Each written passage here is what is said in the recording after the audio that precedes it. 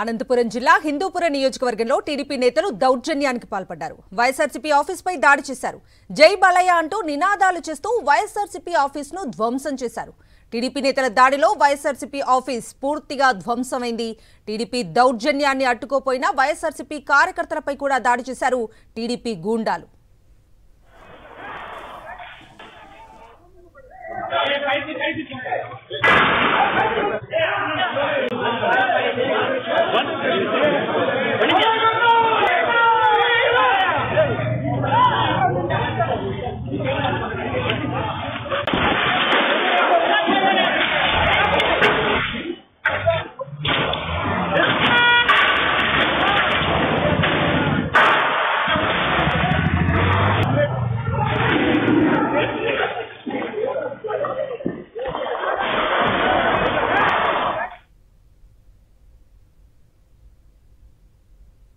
దాదాపు 100 మందికి పైగా టీడీపీ గుండాలు ఈ దాడిలో పాల్గొన్నట్లు వైఎస్ఆర్సీపీ నేతలు ఆరోపిస్తున్నారు.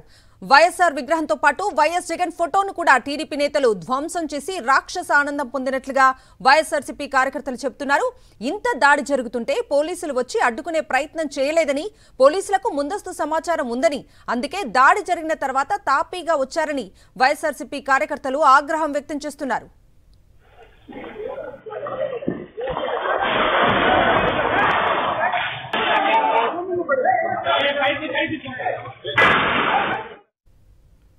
హిందూపురం వైఎస్ఆర్సీపీ ఆఫీస్ను పరిశీలించారు మాజీ మంత్రి ఉషశ్రీ చరణ్.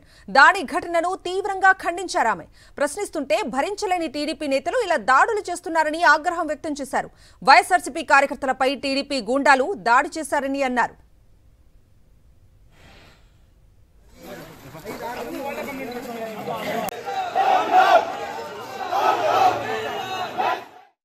వైఎస్ఆర్సీపీ పార్టీ ఆఫీస్ హిందూపురంలో జరిగిన అటాక్ని ఈరోజు మేము తీవ్రంగానే ఖండిస్తున్నాం. గతంలో ఎప్పుడు కూడా హిందూపూర్లో ఇట్లా జరిగిన సంఘటనలు ఎక్కడ కూడా దాఖలైతే కాలేదు. అయితే ఈరోజు కక్షపూరితమైన రాజకీయం చేస్తూ హిందూపూర్లో జరిగిన ఈ సంఘటన అయితే ఖచ్చితంగా మేము వైఎస్ఆర్సీపీ పార్టీ తరఫున ఖండిస్తున్నాం. అంటే పిల్లలందరూ కూడా మధ్యాహ్నం సమయంలో కొంతమంది కార్యకర్తలందరూ ఇక్కడ వైఎస్ఆర్సీపీ పార్టీ ఆఫీస్ హిందూపూర్లో కూర్చుంటే ఒక 5-6 కార్లో వచ్చేసి గుండాలందరూ కూడా వచ్చేసి డైరెక్ట్గా పార్టీ ఆఫీస్ పైన అటాక్ చేయడం జరిగింది. లోపల ఉన్న గ్లాసెస్ కానీ, ఫర్నిచర్స్ కానీ, డోర్స్ కానీ, సిస్టమ్స్ కానీ అవన్నీ కూడా ధ్వంసం చేయడం జరిగింది.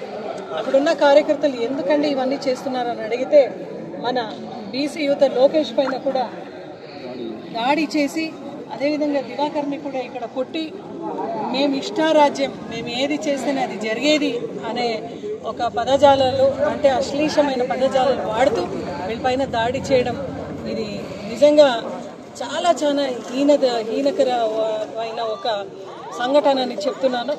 ఇక్కడ ఉన్న పోలీసు వాళ్ళందరూ కూడా ఏమీ రెస్పాన్స్ లేకుండా ఊరికే వచ్చి చూడడం కూడా నిజంగా చాలా బాధాకరంగా ఉంది.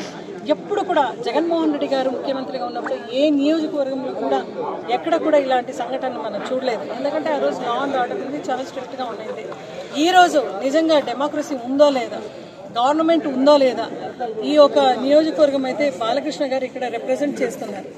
వాళ్ళు కూడా దీనిపైన ఖచ్చితంగా స్పందించాలి. ఎందుకంటే ఈరోజు అపోజిషన్ పార్టీగా మనము ప్రధాన అపోజిషన్ పార్టీగా మేము ఉన్నాం. ఇటువంటి పెద్ద ఆఫీస్ పైన, వైఎస్ఆర్సీపీ ఆఫీస్ పైన ఇటువంటి దాడి జరిగింది అంటే ఖచ్చితంగా స్పందించాలి. మేము న్యాయంగా కూడా దీనిపైన పోరాడతాము, లీగల్గాను పోరాడతాము. అదేవిధంగా ఈ జిల్లా ఎస్పీ గారు, అదేవిధంగా కలెక్టర్ గారు, మీరు ఇమ్మీడియట్గా దీనిపైన యాక్షన్ తీసుకోవాలి. ఎవరైతే గుండాలు దీనికి పాల్పడినారో, ఎవరైతే గుండాలు ఈ దాడి చేస్తున్నారో వాళ్ళందరినీ ఇమ్మీడియట్గా అరెస్ట్ చేస్తూ, అదేవిధంగా ఏదైతే నష్టం జరిగిందో అవన్నీ కూడా చెల్లించే విధంగా ఈరోజు పోలీస్ డిపార్ట్మెంట్ యాక్షన్ తీసుకోవాలి. హిందూపురంలో వైఎస్ఆర్సీపీ కార్యాలయంపై టీడీపీ గుండాల దాడిని ఖండించారు మాజీ మంత్రి సాకే శైలజానాథ్. అసలు ఏపీలో ప్రజాస్వామ్యం ఉందా అని ప్రశ్నించారు.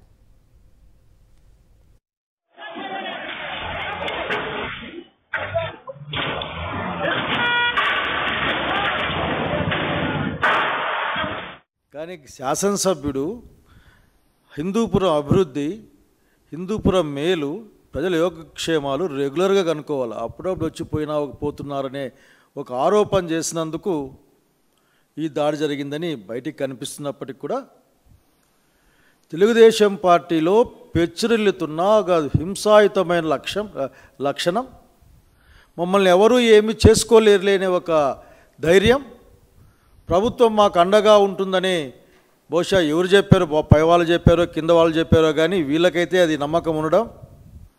అసలు ఏం చేయాలనుకుంటున్నారు ఈ రాష్ట్రాన్ని? ఎక్కడ పడితే అక్కడ రాష్ట్రం మొత్తం పైనుంచి కింది వరకు పార్టీ ఆఫీసులపైన దాడి, వ్యక్తులపైన దాడి, చివరికి మీ వల్ల నష్టపోయినామని ఎవరైనా మాట్లాడితే వాళ్ళపైన దాడి.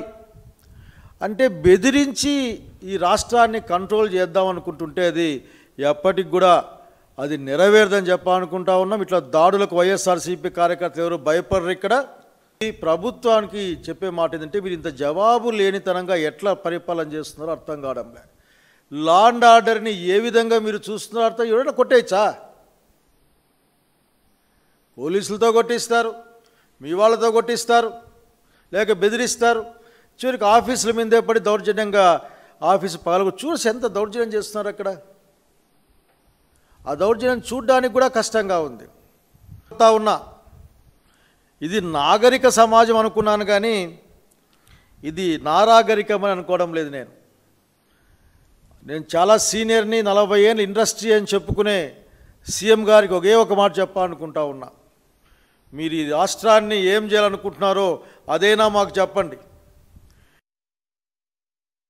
ఆఫీస్లో వస్తానే కారులో ఏంది ఏమని చెప్పుకున్నట్ల కారులో నుంచి ఇంత రాడ్లు తీసి ఇక్కడ సిమెంట్ ఇటుకలు ఉన్నాయి తీసుకొని వచ్చి అంతా ఆఫీస్ అంతా దంతం చేసి, ఎందుకు మీరు చెప్తున్నారంటే మా పైన కూడా స్వయంగా దాడికి దిగి వాళ్ళంతా ఆఫీస్ అంతా పగులు కొట్టి చాలా నష్టం చేస్తున్నారన్న. చూడండి మీరు ఒకసారి లోపలికి బండి అంతా పగులు కొట్టేసి అంతా ఇది చేస్తున్నారన్న.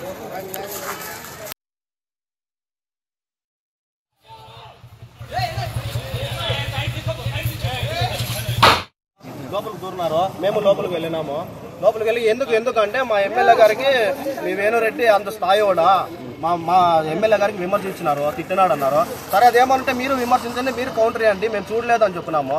వాళ్ళు వినుకోకుండా మొత్తం అంతా పగలగొట్టినారు.